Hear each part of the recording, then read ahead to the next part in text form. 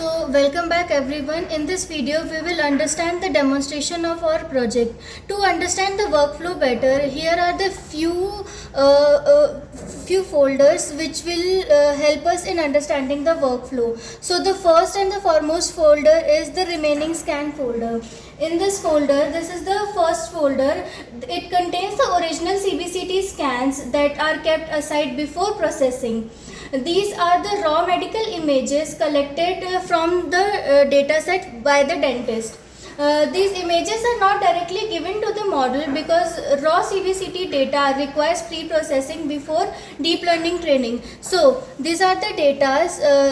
So this is the folder. In this folder we have two type of different folders. So the data folder have the decom export.decom file, and this is the labeled folder. So we give this folder as an input to our script which converts our data from a decom format to the NIFT format, and after converting this the script, we have generated the second folder, which is the most important folder for our system, which is the NNUNet raw folder. So this is the NNUNet raw folder. This is the most important folder. The NNUNet raw folder stores the original formatted data set required for training. This folder have image.tr.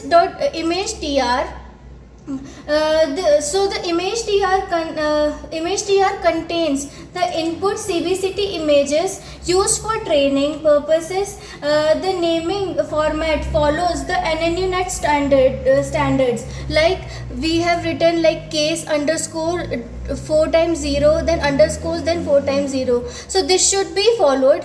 And after that we have label tr. So label tr consists of the labeling or the corresponding ground truth segmentation mask. These masks are manually annotated cis region. The label contains 0 as a background and 1 as a cis. During training, NNUNet compares the predicted output with these labels to learn cis segmentation. So this should also, the standard procedure to write them also should be maintained. Case underscore 000, then 0001, 0002, etc. up to whole part. So the third folder in our series is the NNUNet preprocessed folder. This folder contains the preprocessed data generated by NNUNet after preprocessing. Before training, NNUNet automatically performs image desampling, normalization, data segmentation, data analysis, patch size calculation, and network configuration. It also stores plan.json. So this file is automatically generated. This file automatically contains the training configuration. It basically tells the NNUNet how to train the model according to our data set. So the next folder we have is our NNUNet result folder. So the result folder is so this folder contains the output of our training model. After training, NNUNet saves the model checkpoints, the training weights, the training logs, and validation results. The trained model is stored here and later is used for prediction of CBCT scans. Folders which are present in our training results folder. So the next we have val prediction. This folder contains the final prediction generated by NNUNet. After giving validation images to the trained model, the model produces segmentation mask. This predicted mask shows where the model detects the cis region. So to understand this better, we'll give the proper demonstration later. So this is the next in the series. This is the Python code for our front ends, which is in the Streamlit. So this is the ITK snap, which is used for annotation and labeling purposes. So now we'll show the full demonstration of our project. So first we'll select an original image. So now we are selecting the image from val image folder, which I have explained earlier. So this is the image of a tooth.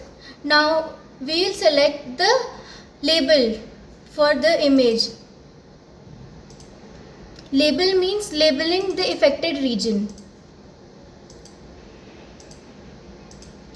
So from this you can see that this is the affected region and this is the label which the doctor has given to us.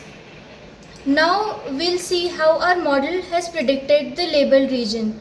So we'll go back again, we'll see the val predict folder, and then val predict folder we'll choose again the same file which is the case underscore 0000. So we'll open it and do next.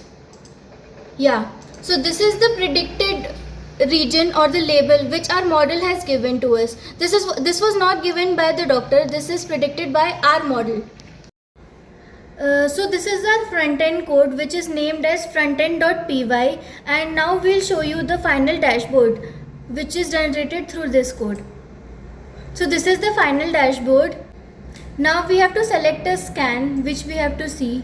So this is the if this particular scan is selected, the dice score of that particular scan is 0.87%. The true positive value is 633, the false positive value is 182, and the false negative is 7. So the volume detected is 815.00 mm cube, and the truth region is between 21 to 28th tooth.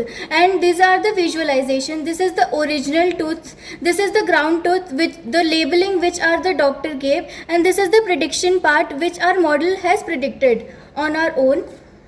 And then this is the performance graph. This graph shows the overall dice score variations in overall test cases. So we have taken 120 cases as our test cases and 480 cases as our training scans. In this part, I'll explain the dataset preparation code used for our NNUNet based dental cyst segmentation project. The main purpose of this code is to convert the raw CBCT scan data into a format required by NNUNet. First of all, we define the input folder where all the raw patient scan folder are stored, and the output folder where we create the NNUNet dataset structure. The code automatically creates the important folders like image TR for input CBCT images and label TR for corresponding segmentation mask. The code then iterates through each scan folder and identifies the required file. Since the dataset contains DCOM images and separate annotation files, the program automatically searches for the DCOM value folder and the corresponding cyst label. For reading the CBCT scans, we have a simple ITK library. The image series reader reads the complete DCOM series and converts it into a 3D medical image volume. After loading the scans, the images are saved in NIFTI format with the naming conversion required by NNUNet, where the image file contains the suffix underscore 0000. Then the corresponding cyst annotation marks is copied into the label folder with the matching scan ID, assuring that every image has its correct ground tooth label. Finally, the code processes all available scans automatically and prepares complete NNUNet compatible dataset consisting of image and segmentation masks. This pre-processing step is important because it converts the raw clinical data, CBCT data, into standardized format that can be directly used for deep learning and training for cyst segmentation. So this is the output of our overall code.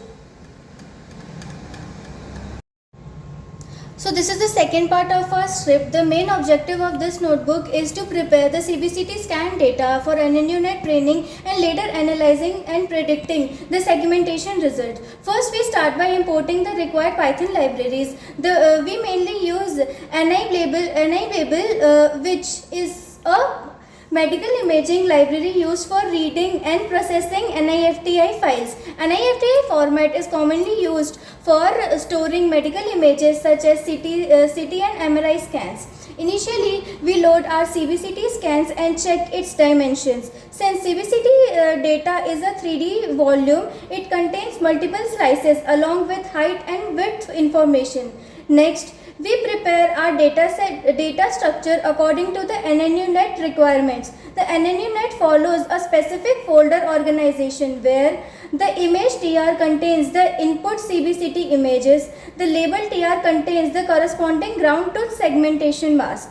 The image representation, the original scans information, while the label mask represents the cis region annotation by expert. After loading the image and the label, we perform 3D to 2D slice conversion. A CBCT scan contains hundreds of slices, but not every slice contains the cyst. Processing all slices increases the unnecessary background information and makes the training less efficient. Therefore, what we have done is we have performed the cyst-based slice filtering. We analyze the segmentation mask and select only those slices where the cyst pixels are present. This helps the model in focusing on meaningful information. After selecting the useful slice, the 3D volume is converted into the 2D individual image. Each 2D slice is saved along with its corresponding cyst mask so that the image and the label remain paired for the training. Then we verify the generated dataset by checking the image dimension and unique mask value. In our mask, the 0 represents the background region, the 1 represents the cyst region. After this, we calculate the cyst pixel percentage. During analysis, we observe that the cyst occupies only a very small portion of the complete image area.